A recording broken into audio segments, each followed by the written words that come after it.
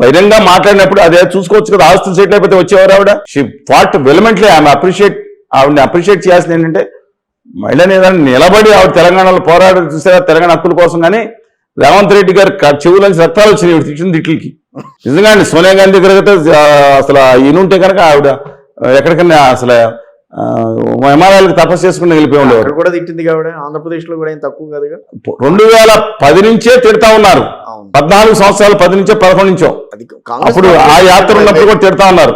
నేను అన్నాను. అందుకని ఇవాళ అకస్మాత్తుగా మారిపోయి వచ్చినా తప్పులేదు, రాజకీయం వాళ్ళది. కానీ వారు మా నాన్నగారు ఆస్తుల గురించి సెటిల్మెంట్ అది చేసుకోమండి, ఐ డోంట్ మైండ్. వారి ఫాదర్ అది ఇష్టం. కానీ హోదా ఉద్యమం నేను లేనప్పుడు లేదు. ఏది మాట్లాడుతున్నారు ఆవిడ? పైగా మొత్తం 175 కాన్స్టిట్యున్సీలు ఎవరికి ఏదో ఒకరిద్దరు పెద్దలు ఉన్నారు.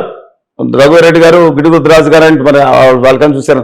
173 కాన్స్టిట్యున్సీలో ఒక పైసా కూడా ఇవ్వలేదంటండి. కానీ అక్కడ సపోర్ట్ గా రేవంత్ రెడ్డి గారు, డీకే శివకుమార్ గారు మహామహులు ఉన్నారు అన్ని విధాలుగా ఉండడానికి. ఎక్కడ పరిస్థితి మీకు చెప్పండి. ఇంకోటి చెప్తున్నాను, కడప జిల్లాలో ఆవిడ పోటీ మీరు కావాలని ఇంటర్వ్యూ చేయండి. కడప జిల్లాలో ఆవిడ పోటీ చేసిన అభ్యర్థులు కూడా సాగించలేదు. ఈవిడ ఒక్కావిడే మరి ఆవిడ పంచుకున్నారు, ఆవిడ ఇష్టం. కానీ భారతీయ జనతా పార్టీ కూటమికి పరోక్షంగా సహకరించారని ఆరోపిస్తాను నేను. అట్లా ఎట్లా? ఎస్. ఏ ప్రాతిపదిక దానికి? నేను ప్రాతిపదిక ఎవరు క్యాండిడేట్లు పెట్టారు, ఎవరు కనుక్కున్నారు చూడమనండి. నర్సాపురంలో ఎవరిని ఫిక్స్ చేశారు? రఘురామకృష్ణరాజు గారు సన్నిహితులు అయి ఉండొచ్చు. I respect him otherwise. ఎందుకంటే వాళ్ళ మనవడి పేరే ఎడుగురు సన్నిహితి రాజశేఖర రెడ్డి గారు. రఘురామకృష్ణ మనవడి పేరు వైఎస్ రాజశేఖర రెడ్డి గారు. తెలుసు కదండి, డాక్టర్ గారు మనవడు, ఈయన మనవడు కూడా. మరి ముందలు కానీ రఘురామకృష్ణరాజు గారు తర్వాత వేరే పార్టీలకు బీజేపీ ఇవ్వలేదు, మోసం చేసింది, నమ్మద్రోహం చేసిందని ప్రేమ ఉన్నప్పుడు తర్వాత సంగతి. అలాగే కందుకూరు లాంటి అనేక సీట్లను ఎలా చేశారో ఒకసారి అడగండి, అభ్యర్థులను అడగండి.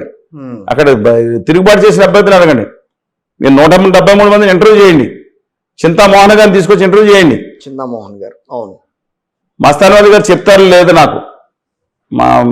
అలాగే సుంకర పద్మశ్రీ గారిని చేయండి. ఇంకా చాలా మంది ఉన్నారు, అందరినీ చేయండి. మీరు వాస్తవాలు బయటకు వస్తాయంటారు. ఖచ్చితంగా రావాలి. నేను ఆవిడ ఉద్యమం కలిసి చేద్దాం, ఉద్యమం ఇబ్బంది లేదు.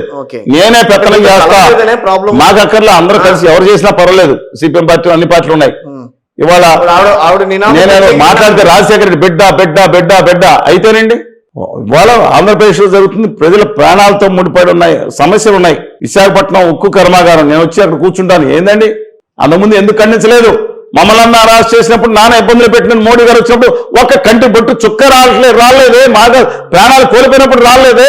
దౌర్జన్యకాండ జగన్మోహన్ రెడ్డి గారు అజమాయిషిలో ఆంధ్రప్రదేశ్ లో అనేక మంది ఒక దళితుల్ని చంపేసి డెడ్ బాడీని ఘోరంగా పార్సల్ చేసి పెట్టామని చెప్పి అధికార ప్రతినిధి టీవీలో మాట్లాడుతుంటే ఖండించడానికి నోరు రాలేదే. గరపూర్ అంతకుముందు ఇష్యూస్ జరిగినప్పుడు మేమే గరపూర్లో అక్కడ ఆమరణ విరమింప చేశాను. నేను అక్కడున్న దళిత పెద్దలు, విద్యులు వాళ్ళందరితో మాట్లాడానే. ఒక మాట కూడా ఆవిడ నోటమ్మటి రావట్లేదు. ఉద్యమం ఎలా జరిగిందో వీడు భజన చేసుకుంటే తిరగాల. రాజశేఖర బిడ్డ మాట మార్చదని తెలంగాణలో ఎన్నిసార్లు చెప్పారు? నాకు రాష్ట్రం సంబంధం లేదన్నారు. పక్క రాష్ట్రం పేరు ఉచ్చరించడానికి కూడా పక్క రాష్ట్రం అన్నారు. ఆంధ్రప్రదేశ్ ఎంత పాపం చేసిందా? నేను రాష్ట్ర ఇబ్బంది జరిగింది, నేను తెలుగు జాతి ఒక్కడే ఉండాలనుకున్నా.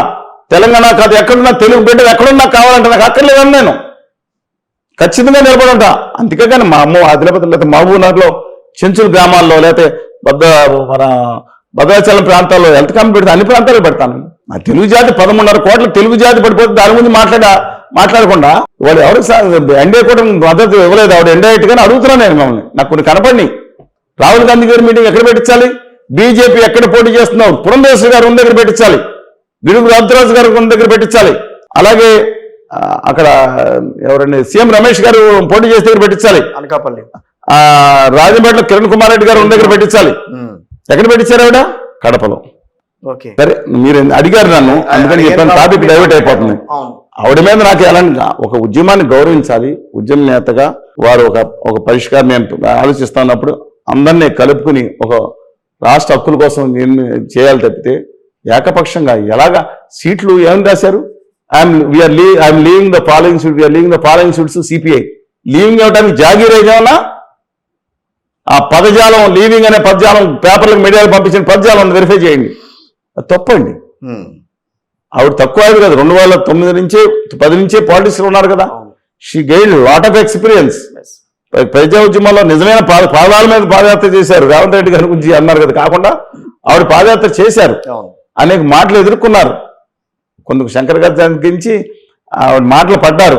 కానీ అంత పవర్ఫుల్ గా కౌంటర్ ఇచ్చారు. ఒక మహిళగా ఆవిడ మీద అవమానం జరిగితే ఖచ్చితంగా ఖండించాలి మనం.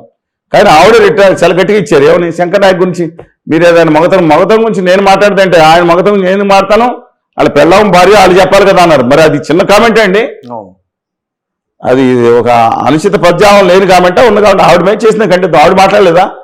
ఎవరిని space do respect to her. కానీ ఉద్యమాన్ని కించిపరిచేటట్టు ఎవరు లేరు. నేను వచ్చిన తర్వాత నేను కొన్ని కోళ్ళు అనుకుంటా అంట, నేను లేచిన తర్వాత కోడి లోకల్ లేవదని. డూ రెస్పెక్ట్ టు హెర్ అలా అనుకున్న పద్ధతి కాదు. మారాలని కోరుకుంటున్నాం రాష్ట్రం కోసం. ఆవిడకి అపరిమితమైన సంపన్నురాలు షర్మిల గారు ఉన్నారు కాబట్టి షర్మిల గారి పైన ఆవిడ గురించి తక్కువ మాట్లాడుకుందాం. ఎందుకని ఆవిడ గురించి తక్కువ మాట్లాడుకుందాం? ఎందుకంటే వారు మాట్లాడుతున్న మాటలు కానీ ఆవిడ అసలు ఆంధ్రప్రదేశ్ నాకు సంబంధం ఏంటి? ఆడపిల్ల ఒక మోడరేటర్ గా మీరు మాట్లాడుతుంటే టీవీలో మీ భార్య ఎక్కడ ఆవిడ ఇవన్నీ కూడా వ్యక్తిగత విషయాలు మీతో మాట్లాడి ఆడపిల్ల ఆవిడ ఎక్కడ ఉంటే అక్కడే నాకేంటి ఆ పక్క రాష్ట్రంతో సంబంధం ఉంది. అక్కడ ప్రత్యేక హోదా కోసం విభజన కోసం ప్రాణం పణంగా పెట్టి పనిచేస్తున్నా, మనుషులు చచ్చిపోతున్నా